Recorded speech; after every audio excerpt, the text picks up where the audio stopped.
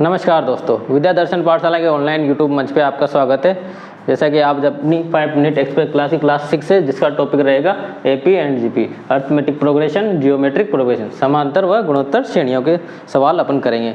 एक निवेदन है आपसे, आप इस क्लास का भरपूर फायदा लेना चाहते हैं तो एक बार बेसिक जरूर देख के आएँ, ठीक है। और अपने प्ले लिस्ट पर भी आपको मिल जाएगी बेसिक एपी जीपी के नाम से। तो शुरू करते हैं क्वेश्चन नंबर 1, ठीक है।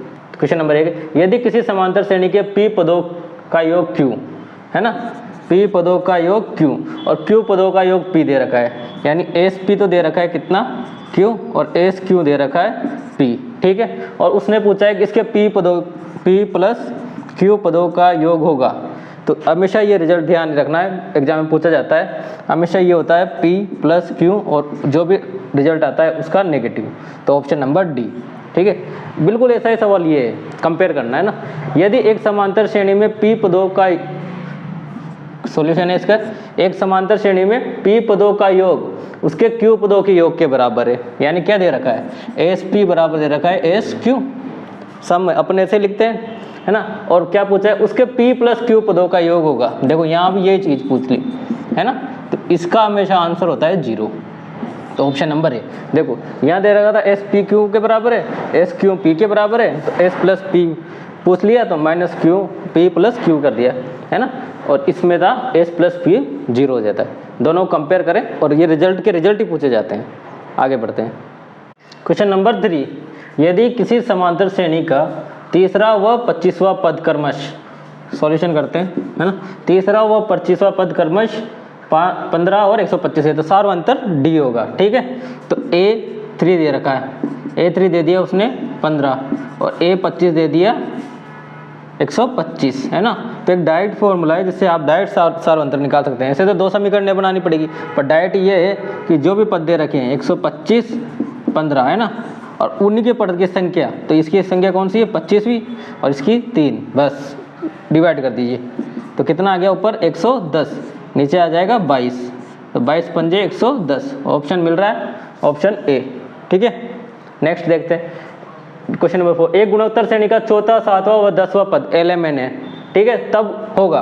तो ऐसे में क्या होता है, गुणोत्तर श्रेणी में एक रूल होता है, समदूरस्थ पदों का गुणनफल बराबर होगा। अब देखो 7वां, सबसे पहले 4वां, 7वां और 10वां, तो ये समदूरस्थ है ना भाई, 4 से ये 7 बराबर दूरी पे, इधर से बराबर दूरी पे, तो बस यही काम करना है। तो ये L M N, तो इसका स्क्वायर इन दोनों के गुणनफल के बराबर हो जाएगा, तो M स्क्वायर हो जाता है N L, option number B, ठीक। क्वेश्चन नंबर 5, यदि 3 संख्याएं A B C समांतर श्रेणी में, यानी A B C क्या है AP में, तो उसने क्या दिया, जो रिजल्ट दे रखा है B plus C, C plus A और A प्लस B होंगे। तो ऐसे रिजल्ट, ऐसे क्वेश्चन आते ही अपन को सोल्व नहीं करने, अपन को क्या ध्यान रखना है, A बराबर 1 रख देता हूँ, B बराबर 2 और C बराबर 3, क्योंकि समांतर श्रेणी दे रही है तो समांतर श्रेणी इससे चेक कर लेते हैं। अब क्या दे रखा है उसने, B plus C, C plus A और A प्लस B, ठीक है, कर लो। B प्लस सी हो गया 5, A प्लस C हो गया 4 और B प्लस A हो गया 3, 5 3 4, तो 5 3 4 जैसे ही देख लेंगे अपन समझ जाएंगे, तो एपी में तो सोल्व करने की जरूरत नहीं है, आप ABC को मान लो, ठीक है। नेक्स्ट क्वेश्चन, ऐसे ही ये भी दे रखा है, यदि 3 संख्याएं ABC समांतर श्रेणी में हो, तो अब दे रखा है 1/BC, 1/CA, 1/AB। अब यहाँ भी कुछ नहीं करना है, जो यही था ना बात, बस वैल्यू पुट करके देख लो। तो 1/BC, B और C तो 6 हो गया, ठीक है, 1/CA और C क्या है, C तो 3 और ये 1, तो 1/3 और 1/AB, तो 1/2, चेक कर लो कॉमन डिफरेंस सेम है कि नहीं है। तो 1/3 माइनस 1/6, और इधर इसमें से इसको तो 1/2 माइनस 1/3, तो इधर आ गया 1/6 और इधर भी 1/6, हाँ, तो एपी में सार्वंतर बराबर आ गया ना। तो ऐसे आप सोल्व ना करें, उनका मान रख के देख लें। आगे बढ़ते हैं क्वेश्चन नंबर 7, यदि एक गुणोत्तर श्रेणी में प्रत्येक पद समान पद लगा दी जाए, प्रत्येक पद पर समान घात लगा दी जाए, तो प्राप्त श्रेणी होगी, ठीक है। तो ऐसे में भी वही 2 4 और 8, ठीक है, मैंने एक श्रेणी मान ली, समान घात लगा दी, स्क्वायर कर दिया सभी का, ठीक, क्या बन गया 4 16 64, क्या बनी देख सकते हो, बिल्कुल जीपी बन रही है, तो ऑप्शन बी कुछ नहीं चेक करना। आगे देखते हैं, एक पार्ट ऑफ सवाल, एक गुणोत्तर श्रेणी में प्रथम व अंतिम पद ए और बी है तथा पदों की संख्या विषम है, मध्य पद होगा। ठीक है, सॉल्यूशन, प्रथम और अंतिम एल, इसके मध्य मैंने मान लिया एक पद x, पहला पद दे रखा है a, लास्ट पद दे रखा है b, समदूरस्थ पदों का गुणनफल बराबर होता है, तो एक्स स्क्वायर बराबर क्या हो जाएगा ए बी, तो x बराबर हो जाता है root A B, option C. ठीक है, क्वेश्चन नंबर 9, यदि एक्स वाई जेड एक समांतर श्रेणी व गुणोत्तर श्रेणी के पी वे क्यू वे व आर वे पद है ना, मतलब एक्स वाई जेड समांतर श्रेणी में भी है और गुणोत्तर श्रेणी में भी है, तो ज्ञात कीजिए। ठीक है, तो ऐसा होता है, अगर कोई पद समांतर श्रेणी का भी हो गुणोत्तर श्रेणी का भी हो तो वो पद हमेशा बराबर ही रहेंगे, वो समांतर श्रेणी हमेशा बराबर रहेगी।